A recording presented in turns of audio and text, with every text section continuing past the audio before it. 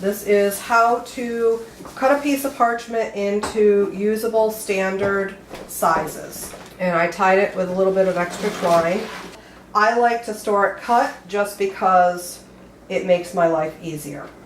First tool is a T-square, and I line it right up along the spine. Next tool is just a number 2 pencil. You're not going to cut on this line. This is just a marker to give yourself square. Yeah, do not cut on that line. Do not cut on that line. And I have a whole section over here that I think I can probably end up using. So I don't want to cut that off. I might be able to get like a 5x7 out of that. So basically I'm just looking at where to make my first right angle cut. I'm going to make it go this way, and then we'll just trim whatever ends up down there because I've got all those knife cuts and stuff down there anyway.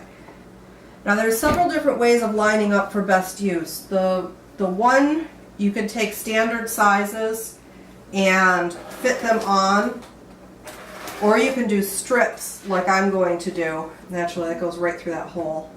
I hate going through holes because then you lose like that full inch on the edge.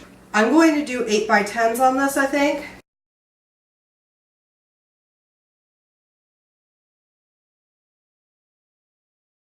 I do 5x7, 8x10, 11x14, and 16x20. When I get down here, it may be more beneficial to do an 8 here and then a 10 here so that I can get my 8s across, but we'll see how that works out.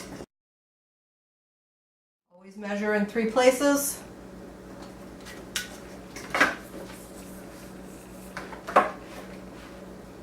Just like with fabric and wood, measure twice, cut once. And if you measure in 3 places, you are less likely to have major mistakes.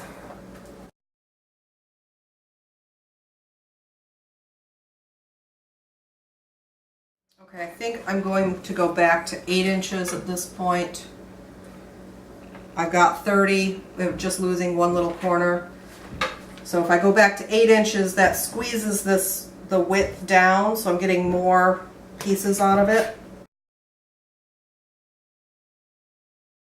I'm okay with some pieces that don't necessarily have perfectly square corners. Make sure that you don't crinkle that edge. On the deer parchment, it's much harder to crinkle edges because the deer parchment is so much tougher than the sheep. On the sheep, it's really easy to bend an edge. So you want to just be careful of that.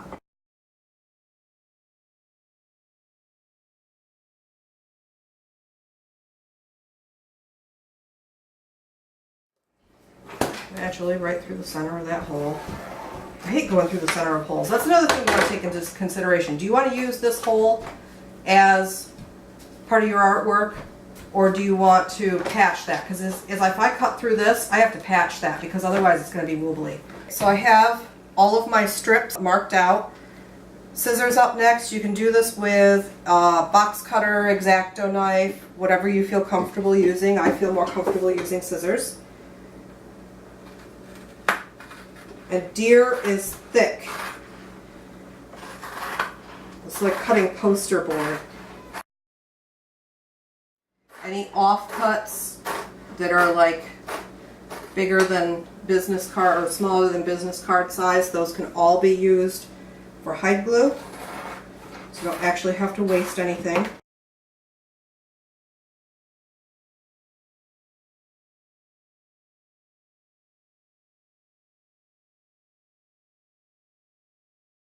Another consideration is that in a piece of parchment, you want to keep the thickness throughout the parchment as consistent as you can, because inconsistencies in the thickness will lead to curling.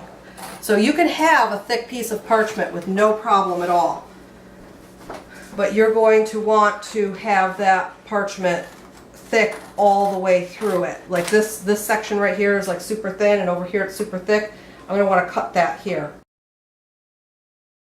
I think I'm going to leave this section right here because I want to patch that hole. and then cut this.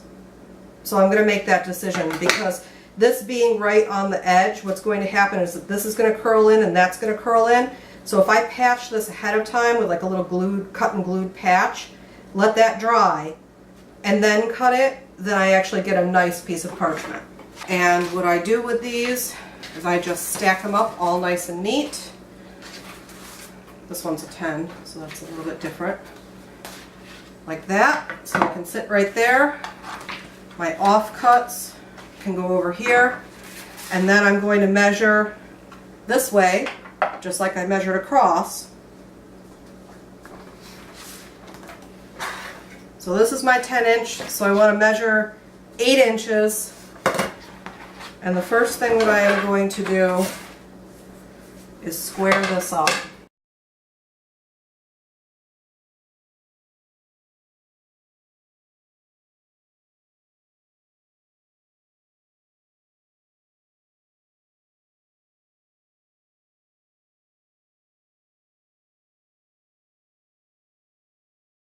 I go through, mark all of them.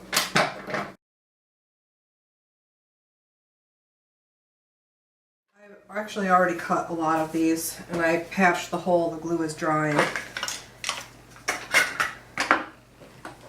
So I've got my 8x10s measured out, and I measured everything just assembly line style, and now I'm going to cut everything assembly line style, even though I've already cut most of it.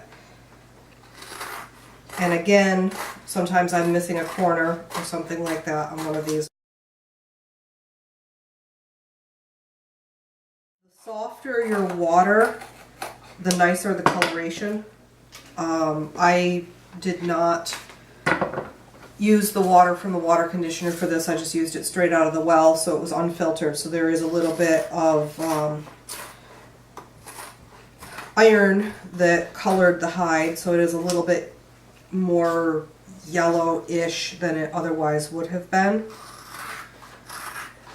And I was going to actually dye this hide, but it came out such a pretty color I decided not to. Now the nice thing about doing this in 3s across is that my thickness is usually maintained. Except for in this piece. This is an armpit right here. That whole area is like the inside of the, I want to say front arm. And there's quite a difference in thickness here. This side is pretty thick, and then it gets really thin over there. So that will tend to curl. So that's not the greatest piece in the world. Okay, so from that hide, I got 11, 12, 13 8x10s, which is awesome. And then we also got some small ones.